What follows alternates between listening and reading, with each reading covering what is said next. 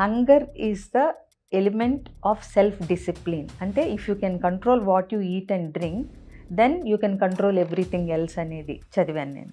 So ఇది test చేద్దాము.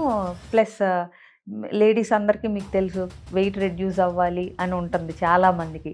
So నేను కూడా పుణ్యం పురుషార్థం కలిసి వస్తాయిలే, ఏకాదశి ఫాస్టింగ్ చేద్దాము, water fasting till evening 6 o'clock అని చెప్పి ట్రై చేసి, ఎందుకు నాకు సెల్ఫ్ కంట్రోల్ డిసిప్లిన్ ఉందా లేదా అనే ఒక క్యూరియాసిటీతో కూడా నేను ఇది చేయటం స్టార్ట్ చేశాను.